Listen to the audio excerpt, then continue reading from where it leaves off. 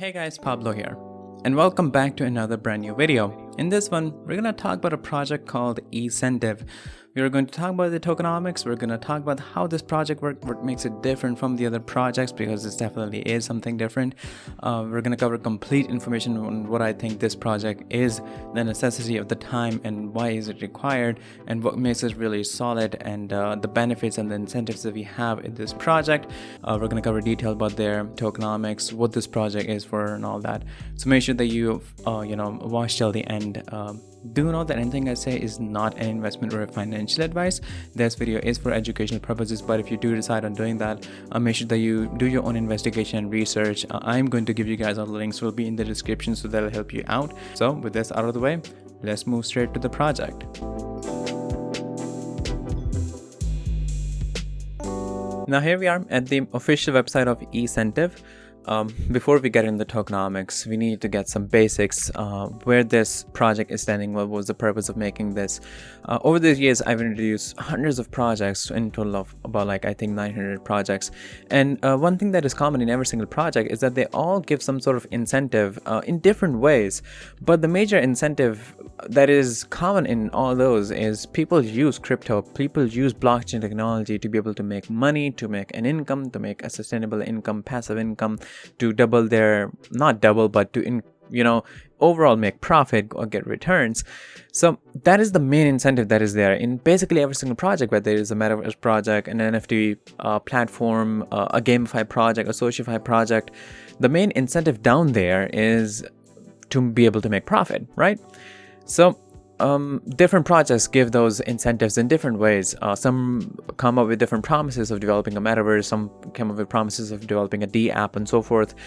But the thing is, when you make your project a fork of something else, or if you associate your project with something else, let's say I want my project to be successful, I start saying that it is a metaverse project, we are developing a metaverse, and of course people will believe that these things are important to gain investors' confidence, to get people's confidence so that they can invest, they can hold, they can buy the token, they can invest into the token or the coin if you have.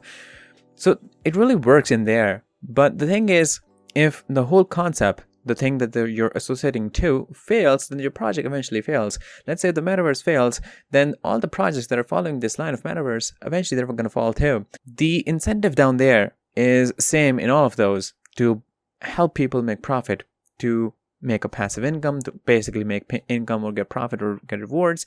So in this project, we get down to the basics, which I think is really, a need for the time, because for the recent events that we have been taking account of, what's currently happening, there certainly is a strong fear factor among the market. So people need something to rely on that is strong, that is solid, that ensures that they get good returns, they get what they're promised.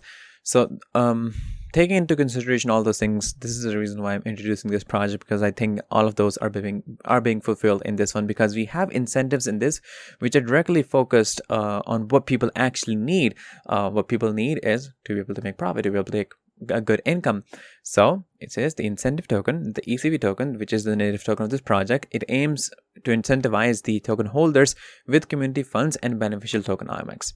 So what happens in this one, there's a transaction fee that is applied. If we go down there, we can take a look at the transaction fees that there is. It is about 13%. So 5% goes to the liquidity pool, so that they can create a stable price for the ECV token. 6% goes to the community fund. So this is a fund where a portion of the transaction fees goes to. It is accumulated. You can actually keep a track on it on the website right here when it starts. So this is where the ECV holders will get to decide on where they want to use this community fund, whether they want to use it for airdrop, for reflection, whether they want to use it for buyback and burn, so that they can increase the ECV value, which in turn benefit all the holders, whether they want to fund liquidity pool with this fund, whether they want to donate it to someone, whether they can invest it in future development of something, whether they want a metaverse or develop a D app or any other game or so forth. So they get to decide, they vote on this thing, where they want to use the community fund. And the other part of the transaction fees is actually burn. So in total, right now we have a maximum supply of 8 billion tokens, ECV tokens. But using those burns, actually, if you take a look at the allocation of the this maximum supply, we have 50% for the community funds, we have 30% in burn reserve, and there's 20% for ECV Foundation.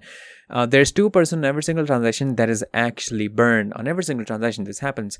So this is going to continue until there's only 100 million ECV tokens left. Right now, there's like 8 billion, but they will continue to burn until there's 100 million left. Just imagine that you're reducing the supply this much. How much of the value is it going to increase? And it in returns, it benefit all the holders. So when this reaches 100 million ECV supply, they're going to stop the burn, and they're going to include this 2% into the 6%. So then it'll be 8% that goes to the community fund, and then the community decide whether they want to use this. So in this, they're basically giving all the power in the hands of the people. They're giving these direct incentives for people to earn profit, to make, earn rewards. They get to decide how they want to do that, which I think makes this really amazing. They have this whole process and how the voting works. If you read through this over here, it says the combined implementation proposals will be gathered based on which votes were most engaged, which is pretty basic. The final vote will require some ECV to vote and occur 1 week before implementation. The ECV that is used to vote, 95% of it goes to the community fund again, and 5% goes to the ECV Foundation. After the community has come to a consensus, the Ecentiv Foundation will take the community voting funds to implement the community desired outcome. And this is how it happens. I think all of the stuff is pretty straightforward. They're going to go for a lot of exchange listings. So we invest, we hold on to those tokens, and afterwards, when the project goes for exchange listings, it grows, there's more transactions, there's more that is accumulated in the liquidity pool.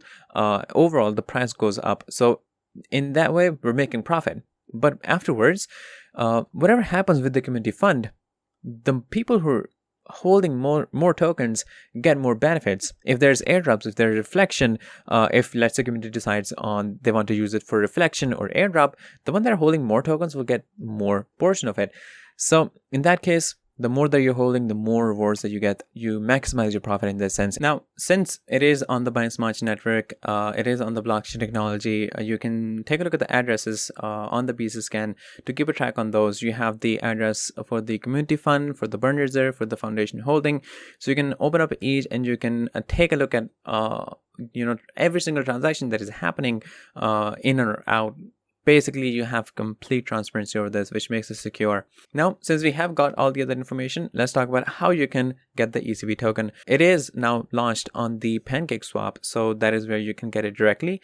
I have showed you guys like multiple times before how you can get tokens on the PancakeSwap. Simply go there, connect your wallet, you're going to swap BNB and get the respective token. So all the links will be over here. They're going to update it, and you can get it from the website as well on the buy button that is right here on top. So you will be able to get it directly from here. You can get it directly from the PancakeSwap, which makes things really secure and fair. And if you guys have any questions, you can become a part of the community. You can ask some questions over there, and you can of course ask me in the comment section as well. But this is all I have for you guys in this video, and I'll see you guys in the next one shortly. So stay tuned. Disclaimer: trading digital assets involve significant risk and can result in the loss of your invested capital. You should ensure that you fully understand the risk involved and take into consideration your level of experience, investment objectives, and seek independent financial advice if necessary. It is up to you whether to invest or not.